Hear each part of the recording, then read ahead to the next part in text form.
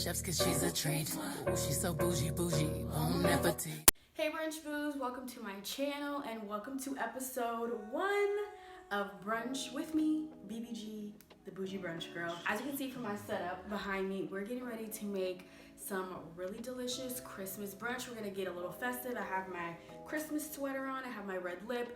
We're about to make a really, really delicious Christmas brunch. These are recipes that I kind of made up a little bit. On these episodes, you're gonna see a lot of recipes that are kind of semi-homemade. I feel like my cooking style is like a little bit Sandra Lee, a little bit Ina Garten. Like we're gonna mix some semi-homemade concepts in with like bougie upper echelon type of, you know, a little bit of that vibe. That's what Brunch with BBG is gonna be all about. I would love to hear any suggestions or recommendations. If you have anything that you'd like me to cook, please let me know. If you have any recipes you'd like to share, please let me know. Also, don't forget to follow me on my brunch page at the Bougie Brunch Girl. And I also have a website that has curated brunch guides. If you live in California, I'm hoping to expand one day. We'll see what happens. But currently my website is just for brunch spots in California. So make sure you check that out. Or if you're visiting, make sure you check it out as well. First, I'm gonna be making some gingerbread pancakes. Then I'm gonna be making some red velvet waffles, and then I'm gonna show you guys my favorite holiday drink. We're gonna have that at the end, and yeah, let's get started. Okay, so we're gonna get started. So the first thing I'm gonna make is the gingerbread pancakes. This is super simple, super easy. Like I said, I like to do things a little bit semi-homemade, so I'm just gonna be using some already made pancake mix. This is the Krusteaz Light and Fluffy Buttermilk Complete Pancake Mix. All you gotta do is add the mix into the bowl and add some water. Super simple and easy. That's what I like to do. So I'm not really measuring. That's also something that you guys will see on these episodes. I don't really measure a lot, sorry. When it comes to baking, yes, because that is more of an exact science, but when it comes to just everyday cooking, especially if I'm just cooking for myself or friends and family, I just really don't measure. So I'm sorry. If you ever have questions about the measurements or anything, please let me know. So to this, I'm just gonna add water. Again, I'm not measuring. I just kind of do this by feel. So I'm gonna take my whisk. And today I'm only cooking for myself, so that's why I'm making such a small portion. Obviously, if you're cooking for your family or a bigger crowd, you're gonna wanna make a lot more than this, but it's just gonna be me, and I don't wanna waste anything, so. Okay, this is good. We want our pancakes to be thick, so that's about the consistency we're looking for. So now, what's gonna make the gingerbread pancakes is, of course, we need some ground ginger. Again, not measuring, but I really want these to be super flavorful, so I'm doing about,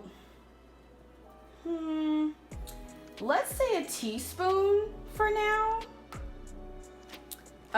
Let's go with that. Okay, I just wanted to bring you guys in a little bit closer. So that's about how much ginger we're gonna do for now. And then I'm gonna add in the rest of our spices. So we're gonna do some ground nutmeg, of course. I feel like most of these spices are things that you'll probably already have in your cabinet.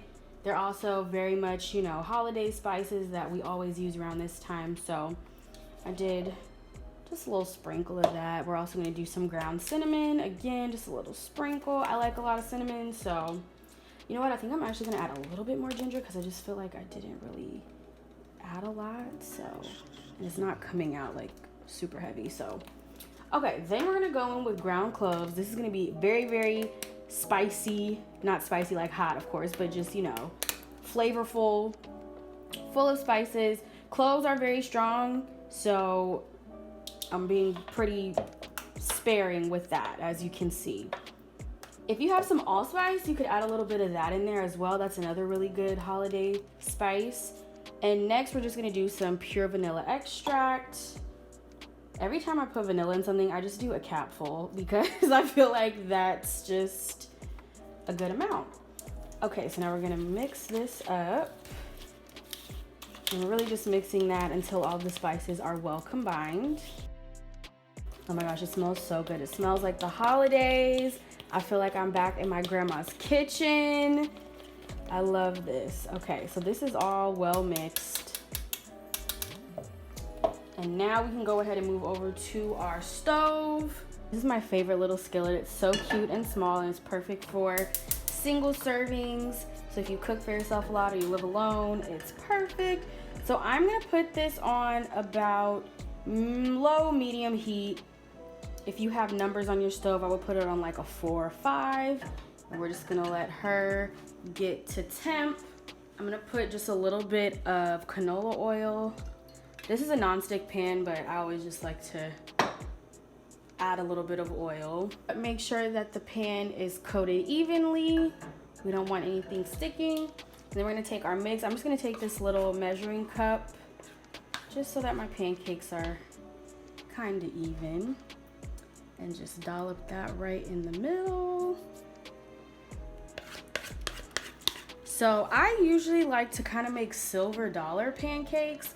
So if you want, you can make little small baby silver dollar ones. Those are also really good for kids. So if you have, you know, kids or little cousins or something coming over, they always love those.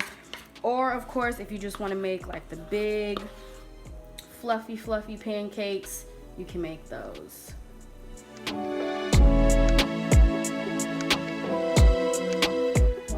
And you're basically looking for the edges to be nice and done.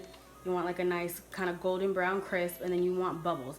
Now, you don't want to wait for there to be too many bubbles, because I feel like if you're waiting for that, the bottom does start to burn.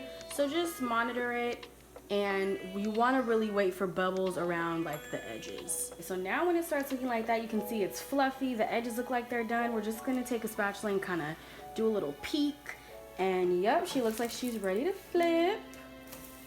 Bam! So I could have even flipped it a little bit sooner, because you see the edges are a little darker, but I like crispy edges on my pancakes, so this is actually perfect for me. So we're gonna let that one cook, and then while we wait for our pancakes to cook, I'm gonna show you the icing that we're gonna put on top of these. The next thing we're gonna do is make our cream cheese icing, and this is gonna be both for the gingerbread pancakes and the red velvet waffles. So we're gonna get double use out of this. I'm just gonna take some cream cheese.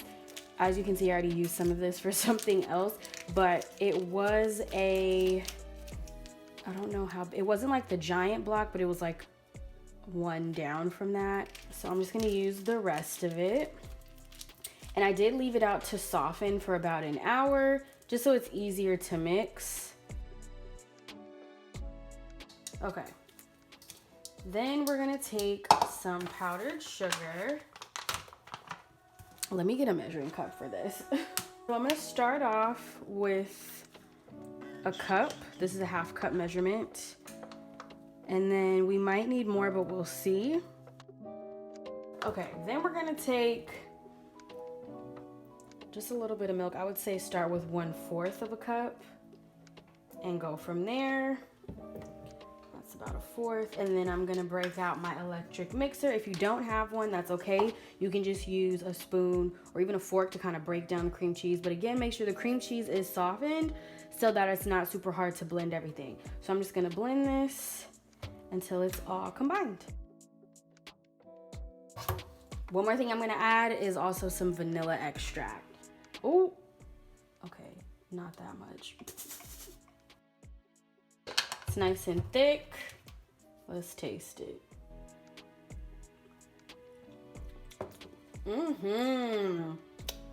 Oh, this is good. Wow. Okay, now we're gonna get into our red velvet waffles, and I'm really excited about this because I've actually never made anything red velvet. And as much as I love red velvet, that's so surprising, but I haven't. So this is just some pancake batter that I already made. It's just the pancake mix with water. And then the recipe on the back of the bag also calls for 2 tablespoons of oil. This is just some canola oil. Then I'm gonna go ahead and add some cocoa powder. I'm just gonna go ahead and do a good tablespoon of this, maybe tablespoon and a half. Not that much. Then of course, gotta have our vanilla. I'm gonna do about a 1/2 capful because honestly, I'm running out. So we're gonna do that. The fun part, we're gonna put the red food coloring in. This is what makes it red velvet. So I'm gonna do We want them really red, so I did 7 drops, like 7 or 8 drops. So let's see where that gets us after we mix it. If it's a little too pink, we can always add more. I think I added too much cocoa powder because as you can see, it's really not doing much but turning like a mauve-y color. So it looks really good though. Like I kind of don't want to start the batter over because this looks really good. Okay, let's try one more round of coloring and see if that does anything. And if not, I'll just take the L and start over. Take 2 with the red velvet waffles. That clearly wasn't working with the cocoa powder.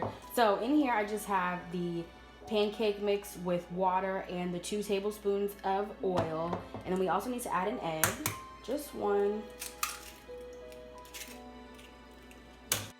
I'm gonna add the food coloring in first, and then I'll add the cocoa powder. So I'm gonna do 7, okay, I did 8 on accident, but I wanted to do 7 drops, and we'll see where that gets us. I just feel like it's so purple. Like, what am I doing wrong? I'm so confused. Like, I swear. First of all, I've used like half the bottle of the food coloring on this, when I thought you're only supposed to use like a couple of drops. And these are purple. What is going on? Okay. We're just gonna have purple velvet waffles. I don't know what else to do. Yeah, hopefully the food dye that you have works better than the one that I have, because I don't know what they were thinking with this. So anyway, I just added in my cocoa powder. I did about a tablespoon. This is what we're working with. I'm so upset. Like, why is my red food dye not working? Anyway, we're gonna move on. So now we're moving over to the waffle iron. I just have the Cuisinart waffle maker. I got this from Target for like 20 bucks. I have it on the 3rd setting because I like my waffles to be like a little bit crispy but still fluffy. I'm just gonna take this canola oil cooking spray. You wanna make sure that you spray this really, really well so that your waffle doesn't get stuck. And then I'm just gonna take a little measuring cup. We will see how these turn out. Okay, so you wanna fill it almost all the way. If some spills out on the side, that's okay.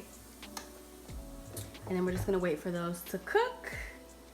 And then I'll show you what it looks like after it's plated.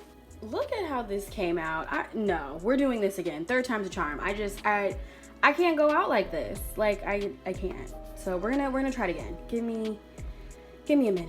Please hold. I'm just gonna take the L because this is the 3rd batter, the 3rd batch I've tried. And so I mixed all the ingredients in and a little bit of the cocoa powder. I tried putting in the red food coloring. I did like 2 drops because I was like, maybe I'm going overboard and I need to just do like a couple drops. Did that. It was giving me very much lavender. Put a few more in, same thing. Put a few more in, same thing. Then I was like, you know what? Let's just make blue velvet. That's a thing. Literally put in this whole entire vial and it's giving me charcoal waffles. So, sometimes with cooking, you just take the L and move on. I'm gonna still make these because I'm sure they'll still taste good. It's just the color is obviously not giving me the bright Christmas red that I wanted, but we're gonna move on and just make them and then go from there. So even though my red velvet waffles didn't come out the way I wanted them to, it's okay. I think they're still gonna be good. I'm just gonna call them my Cocoa Christmas waffles. There we go. They still look good. They're fluffy. They're gonna taste good. I already know. So now I'm just taking that cream cheese icing that we made earlier. I just put it in a big Ziploc bag and cut the tip off. And now we're just going to, it's kind of thick. Okay, wow, okay. Okay, I had to replate these because that icing, it was just too thick. So let's try this again. I rebagged my icing, cut it a little smaller. There we go. A nice drizzle. And then let's do it on the pancakes. That looks so good. Okay, boos, the last thing we're gonna do, the last component to this brunch is gonna be my favorite holiday drink. I still don't have a name for it yet. Maybe you guys can help me out with that. Comment below if you can come up with a name for this drink, but it's so simple and so delicious. It's literally just eggnog and Baileys. I don't drink dairy, so I really like this silk eggnog because it's made out of soy milk. Another favorite that I love that I can't find it anymore at my Ralph's, but I also really love the So Delicious brand coconut milk eggnog. That one's my all-time favorite. I think I like it a little bit more than this, but this one is really good too. All you're gonna do is take your Baileys, 3 shots of Baileys, 2 shots of vodka, and I'm gonna put this into my frosted glass with ice. Like so, like that. And I'm just gonna top it off with my eggnog. I'm running a little low here. I think this will just be the perfect amount for it. Yep. And then I'm just gonna take a spoon. The Baileys is kind of thick, so you just wanna make sure that it really gets all mixed up and incorporated with the eggnog. And then just for a little extra razzle dazzle, a little pizzazz, I'm just gonna put a little bit of ground nutmeg on top. Just a little bit, just for garnish. And if you have some whipped cream, that would be really good on top of this too. And then I just take your straw.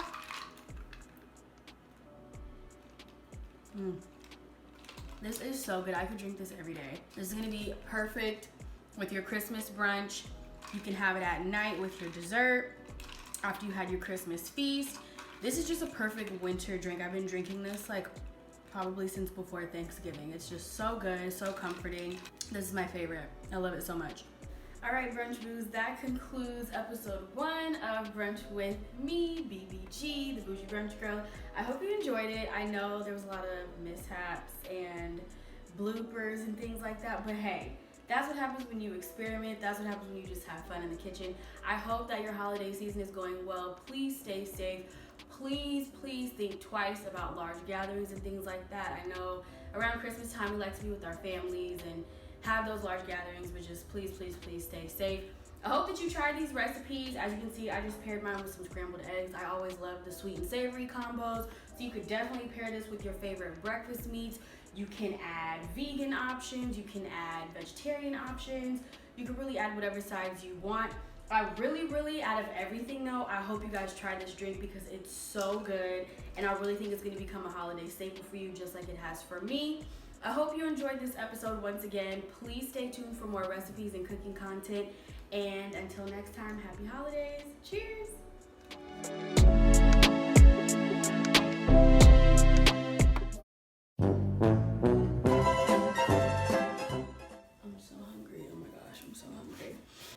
It's not getting any thicker. It's just like,